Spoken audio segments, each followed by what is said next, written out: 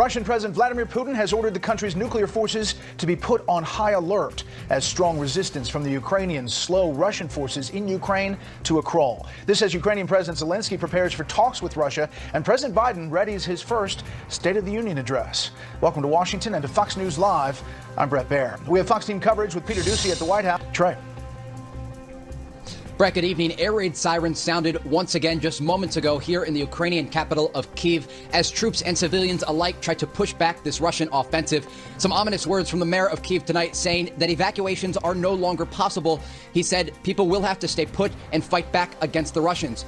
Moving forward, the critical part for this city will be the continued support of the international community. They are looking not only here in the capital, but across the country for tougher sanctions on Russia and also defensive weapons in the form of anti-tank missiles and anti-aircraft batteries. Just yesterday, a Russian missile slammed into an apartment building here, killing at least 2 people. And overnight, an oil depot south of the city was hit also with a Russian missile. Officials are warning civilians who cannot fight to stay underground in bomb shelters. Those who can are making Molotov cocktails, picking up weapons from local police departments, loading them, and preparing for war. Brett? Trey, so far you've heard, what, small arms fire? Have there been big explosions in and around Kyiv tonight? Tonight we've heard explosions, small arms fire, and those air raid sirens going off. The Russians clearly trying to choke off this city from both the air and the ground. The mayor again warning people that evacuations are no longer possible. He describes it as Kyiv being surrounded by the Russian forces.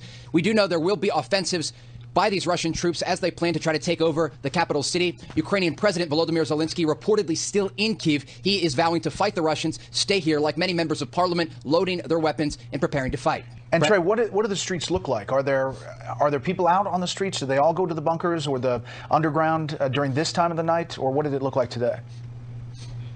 Right now, the entire country is under martial law, and the city of Kyiv, the capital of Ukraine, currently is under curfew until Monday morning at 8 a.m. We do expect that to be extended as they want to keep people off the streets. Ukrainian defense officials are warning that Russian troops could disguise themselves as saboteurs and ultimately engage not only the civilian population, but those troops that are stationed throughout the city. We have seen just by looking off the balcony here, we can't go very far from this location as that martial law curfew remains in effect.